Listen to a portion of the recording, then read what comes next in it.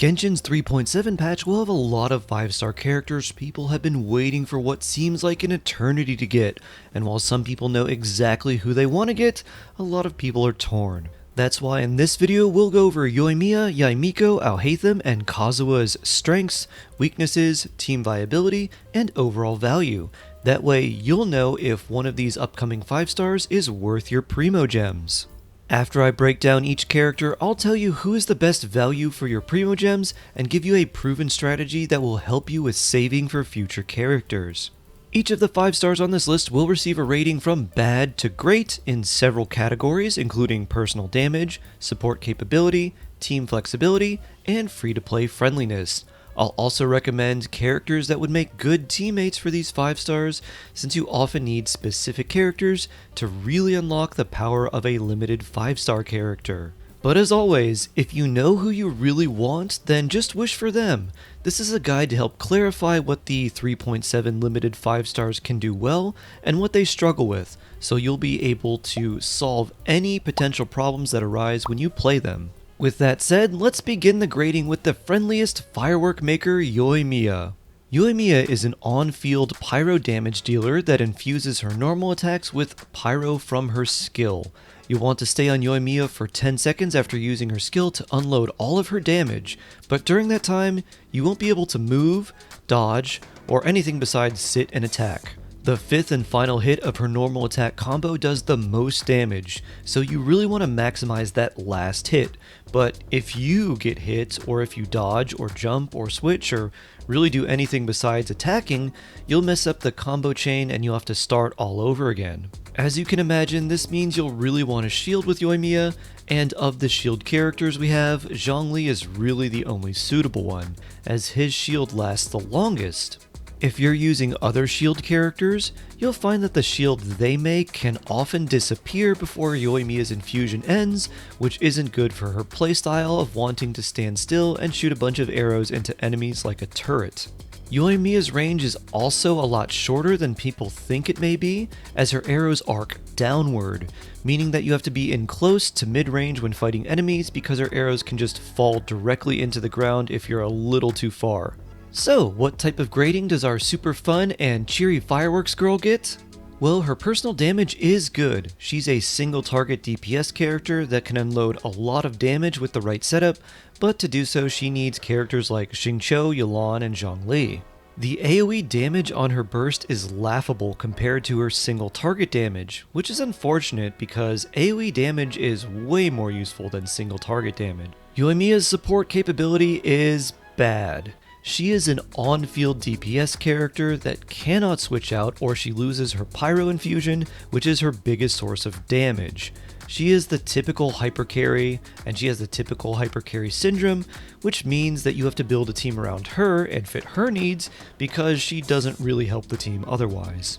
Her team flexibility is bad. Yoimiya really needs a shield to work, and based on the duration of her skill, Zhongli is the best choice, as other shielders will work, but you may find yourself dropping the shield before you're finished with Yoimiya. She also really wants someone like Xingqiu or Yuan to help her proc Vaporize, and you can use Yoimiya in an overload team with a character like Fischl and Beidou, but overload knocks enemies away, which may actually cause your shots to miss as she doesn't have a very long range.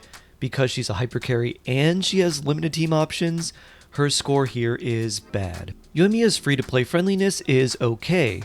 You can make a bow like the Hamayumi for her, which is a nice free-to-play weapon, but she really wants a rust, especially an R5 rust. And while she might be easy to build, it can be frustrating building a team around her, especially for free-to-play players. Yoimiya's overall grading is okay. Her damage is nice, but her being only single target and having very few team options really does hold her back. I would not recommend using your Primo Gems for Yoimiya unless you really like her. Recommended teammates for Yoimiya include Zhongli, Xingqiu, Yuan, Yunjin, Bennett, and Mika. Next on the list is the ever-teasing Kitsune Yae Miko. Yae Miko was a pretty bad character when she first came out. The 90 cost and 22 second cooldown burst, as well as gameplay issues and overall mediocre damage, really held her back. And while she still has a few issues, she is a lot better now. Her gameplay revolves around summoning up to 3 fox totems that deal AoE electro damage at enemies. You will have to keep summoning these over and over and over and over, and they only last for a few seconds, and when you use her burst, it also destroys all of the fox totems and summons an extra lightning bolt for each totem destroyed, meaning you'll also have to resummon these totems after her burst. I personally find this extremely annoying, but some people don't seem to mind. While the core gameplay aspects of Yae Miko haven't changed, her damage and utility got a big boost thanks to the Dendro element, specifically in Hyperbloom teams. Yae is one of the few Electro characters that can reliably proc Hyperbloom off-field, meaning you can build her full EM and she can output massive damage, which is great since she gets extra bonuses when she builds EM as well. With these factors in mind, let's grade the teasing Kitsune and Raiden's personal chef, Miss Miko. Yae's personal damage is good. You definitely want to pair her with either Dendro characters for a Quicken or Aggravate style team, or with Dendro and Hydro characters and use her as the trigger for a Hyperbloom team. Outside of Dendro teams though, her damage really isn't that good, but in Dendro teams she feels pretty nice. She has AoE damage with her turrets, and if you decide that you want to build her full EM for a Hyperbloom team, you don't even need to worry about using her elemental burst and taking the massive amount of energy recharge and worrying about the long cooldown that you'd need to think about if you wanted to use her as a burst support. Yae Miko's support capability is okay. She can deal damage off-field or on-field, which is quite nice, and any character that can do that is always welcome.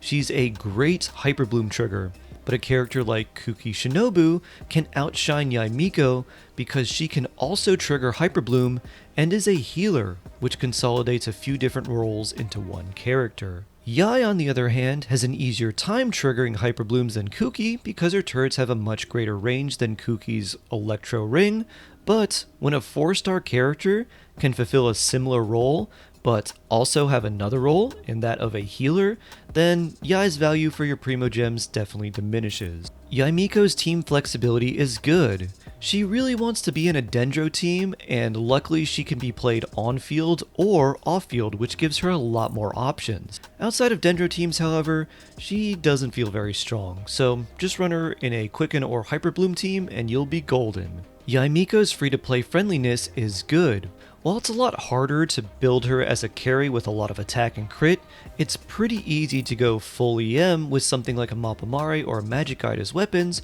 or even a Thrilling Tales of Dragon Slayers if you feel like you need the extra attack for another character. And because she really wants to be a part of a Dendro team, you can make some pretty serviceable free-to-play team comps with just Yae and the characters you get for free, but you can also make much better teams if you have more characters. Yae Miko's overall rating is good. If you have Dendro characters and want to run a Quicken team, or Dendro and some Hydro characters and want to run a Hyperbloom team, Yae Miko is a great option. While characters like Kuki Shinobu can be a little bit more useful, Hyperbloom teams are just so strong that you may want to run multiple versions of them. And that's why Yae Miko is a decent pickup, and if you do like her, she will perform well. Recommended teammates for Yae Miko include just about any Dendro or Hydro character since she can be played on or off field. Our next 5-star on the list is the newest of the bunch, but he made a big impression when he first came out. It's the sassy sage, Alhaitham. Alhaitham is a more technical character that uses his burst, skill, and charge attack to infuse his normal attack with Dendro, while also giving him between 1 and 3 mirrors, which perform additional coordinated attacks depending on how many mirrors he has. Like Yoimiya, Alhaitham is an on-field damage dealer that loses his elemental infusion when he switches off-field, but unlike Yoimiya, he has a pretty good AoE capability, especially with his 3 mirrors. You can play Alhaitham on field for quite a while, or as a very burst heavy way where he deals a lot of damage in a short time, but you can't do anything with him for about 20 seconds. Alhaitham has a higher degree of nuance compared to your typical Genshin character in order to play him well, and because of that I've linked a video all about his playstyles, how to play him optimally, how to build him, and who he pairs best with in the video description below. So if you want to know all the details about Alhaitham, make sure to check out that video after this one, but for now, let's see how this stage stacks up to the competition. His personal damage is great. Alhaitham can do great damage thanks in part to being Dendro, and also because he has a unique internal cooldown with his mirrors that allows him to cause an elemental reaction every 2 hits instead of every 3 hits. This means he gets more elemental reactions than most characters, so he can hit even harder. Alhaitham's support capability is bad. As a typical hyper carry, Alhaitham wants all the supports, but doesn't do much to help the team when he's not on the field. So you have to use him on field, and you also have to build a team around him specifically, so his selfish hypercarry nature gets him a grading of bad here. Alhaitham's team flexibility is okay. He does great in a Quicken or Hyperbloom team, but he has to be on field, meaning you're going to need other characters that work off field to really make him shine. Unfortunately, players might not have a lot of the characters that he really appreciates, like Fischl, Beidou, Xingqiu, Yelan, and Nahida. Alhaitham's free-to-play friendliness is good. The Iron Sting and Tukabu Shigure are great free-to-play weapons for him since he really appreciates elemental mastery. And while it's harder to make teams with him using only the given characters, the moment you get someone like Fischl, Beidou, or Kuki, he really begins to come alive. Considering all of these factors, Alhaitham's overall grading is good. He's one of the better hyper carries we've had in a really long time, and if you can master his technical playstyle and have a few good off-field electro characters, you'll be rewarded with a very strong 5-star hyper carry. Recommended teammates for Alhaitham include Fischl, Beidou, Kuki Shinobu, Xingqiu, Yelan, Nahida, and Baizhu. The next 5-star on the list is one that a lot of people have been waiting ages for. It's the Wandering Ronin, Kaidehara Kazuha. Kazuha is a support character, but he also does really good damage and brings a bunch of extra utilities such as grouping enemies and amplifying the damage of Pyro, Hydro, Electro, and Cryo. In addition to his support and damage capabilities, he's also a ton of fun to play, so let's see how Kazuha stacks up. Kazuha's personal damage is great. Between his talent damage and the immense amount of damage you can do with a max level Kazuha causing swirls on the Viridescent artifact set, Kazuha's damage is extremely high for a character that was designed as a support, and it even eclipses some hyper carry. Kazuha's support capability is great. He functions extremely well on teams that use Pyro, Cryo, Electro, or Hydro, which is more than half the elements in the game. His elemental damage boosting capability is really valuable, but so is his grouping capability. The grouping capability on his skill can interrupt enemies, which is great for enemies that have really annoying attacks, like the Mirror Maidens and Sisson Mages on Abyss Floor 10 Chamber 3. The only teams Kazuha doesn't really do that well in are mono Geo teams, because he can't amplify Geo damage, and he also struggles a little bit in Hyperbloom teams, as he may not be able to infuse or swirl the elements properly. It can be done, but it is a little tricky and requires a proper team setup. Kazuha's team flexibility is great. His burst hits off field, and his grouping capability is very valuable to keep enemies close in order to AoE them down. His ability to amplify the damage of Pyro, Hydro, Electro, and Cryo makes him a great option for just about any team. Kazuha's free-to-play friendliness is great. You can use an Iron Sting on Kazuha, which I'm sure a lot of people will recommend, but just make sure he has at least 180% energy recharge. Ideally, you'd want to use a Favonius Sword on him, but he still does have free-to-play weapon options, and what really makes him one of the best 5 stars for free-to-play players, really just anyone, is his overall versatility. He's great for groups of enemies, waves of enemies, against bosses, and in so many different types of teams that anyone can make a good team with Kazuha.